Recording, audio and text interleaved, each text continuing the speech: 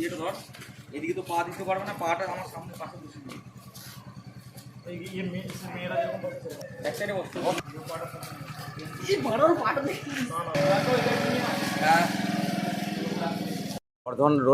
বর্ধমান থেকে আসছিল, ওই জন্য ব্যাগটা পার হয়ে চাষি ধান কেটে আপনার রোডের মধ্যে রেখেছে।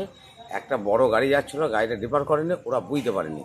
সেই অবস্থায় ওরা ধানের ওপরে এসেছে, ধানের ওপরে দিয়ে বাইকটা নিয়ে এসছে। বাইকটা নিয়ে আসার পর ছেঁচড়ি পরে ওদের পা হাতগুলো ছিঁড়ে গেছে, ভেঙে গেছে নাকি ঠিক জানি না। আর আমি আসছিলাম, কুসুমগ্রাম বাড়ি আমার, আমি আসছিলাম, আমাকে ডাকলো, ভাই এগুলো এখন মনসারে ভর্তি করে দেবে, চলো। আমি সেই জন্য গেলাম। মোটর সাইকেলটা কোন দিক থেকে আসছিল? বর্ধমান থেকে আসছিল, কুসুমগ্রাম দিকে। কুসুমগ্রাম দিকে। আর লরিটা কোন দিক দিয়ে যাচ্ছিল? আপনার কুসুমগ্রাম থেকে বর্ধমান দিকে যাচ্ছিল। কোন জায়গাটা হয়েছে ঘটনাটা? আপনার উজনোর ব্যাকে যে রাস্তার মধ্যে কি ছিল? ধান ছিল। ধানের কি বস্তা নাকি? না না, আপনার মেশিনে কাটা ধান জড়ো করেছিল ধানের উপর। আপনার নাম কি? আমার নাম আলমাস শেখ, বাড়ি কুসুমগ্রাম। আপনার কিভাবে কোথায় অ্যাক্সিডেন্টটা হলো?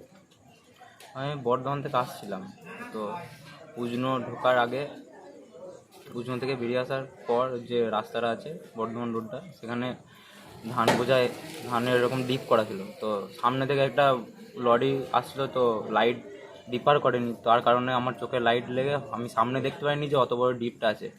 তো রাস্তায় প্রচণ্ড ধুলো পোকা, তার কারণে হেলমেটের কাঁচ নামিয়ে আসা সত্ত্বেও তারপরেও সেই ডিপিতে গিয়ে আমি ধাক্কা মারি এবং তার অবস্থায় এরকম হয়ে যায়। রাস্তাটা কি ছিল?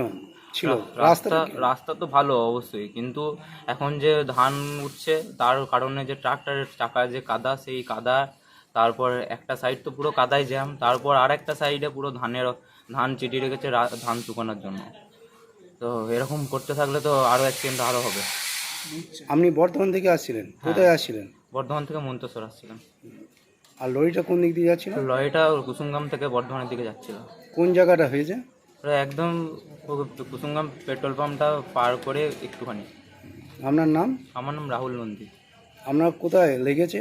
আমার পায়ে প্রচণ্ড আঘাত লেগেছে, হ্যাঁ, আর হাতে হাত পা ছিলে গেছে, কিছু হয়নি।